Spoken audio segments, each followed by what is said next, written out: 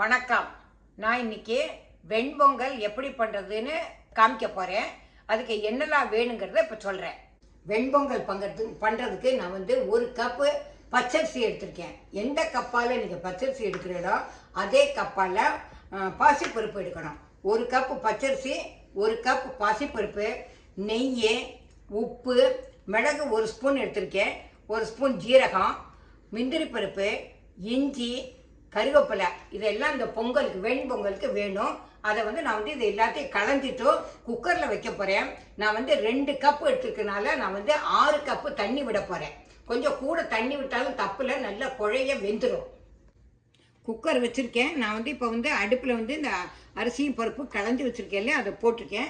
அதில் ஒரே ஒரு ஸ்பூன் நெய் விட்டுக்கோங்க, அப்படின்னா மேலே வராமல் இருக்கும். அதுக்காக இப்போ நான் இதை குக்கர் ஒரு 4-5 விசில் வரைக்கும் நல்லா ஆகட்டும், நல்லா வேகவும், அப்போ தான் நல்லா குழையவும் இருக்கும். இப்போ நான் குக்கரை மூடியாச்சு. இது கொஞ்சம் ஸ்டீம் வந்ததுக்கப்புறம் நான் வெயிட் போட போகிறேன். இதை பார்த்துட்டு நீங்கள் லைக் பண்ணுங்க, ஷேர் பண்ணுங்க, சப்ஸ்கிரைப் பண்ணுங்க. இப்போ நான் அடுப்பில் பாத்திரம் வச்சுருக்கேன். அதில் இப்போ நெய்யை விட போகிறேன். நெய்யை கொஞ்சம் நிறையவே விட்டால் தான் இது நல்லா இருக்கும் பொங்கல். சரியா?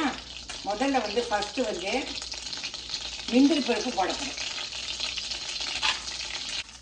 முந்திரி பருப்பு இப்போ லைட் ப்ரௌனில் வந்துட்டு இப்போ நான் மிளகு ஒரு ஸ்பூன் வச்சுருக்கேன் இல்லையா, அதை போட போகிறேன். மிளகு வெடிச்சாச்சு. இப்போ ஜீரகத்தை போட போகிறேன்.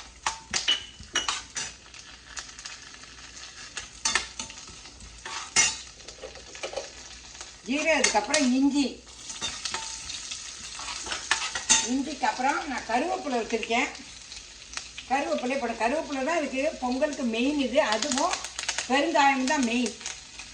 பொங்கல் நல்லா குழைய ஆயிடுத்தோ. இப்போ நான் அதில் உப்பு போட போகிறேன். நான் உப்பு போட்டுட்டு இப்போ நம்ம தாளித்து கொட்டிருக்கோம் இல்லையா, அதில் போட்டு கிண்ட போகிறேன்.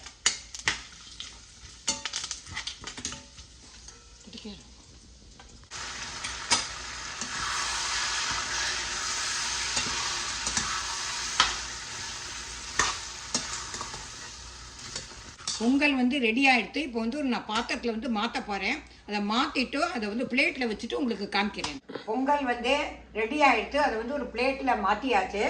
இந்த பொங்கலுக்கு கத்திரிக்காய் கொத்து ரொம்ப நல்லா இருக்கும். நான் அடுத்த இதில் கத்திரிக்காய் கொத்து எப்படி பண்ணுறதுன்னு காமிக்கிறேன்.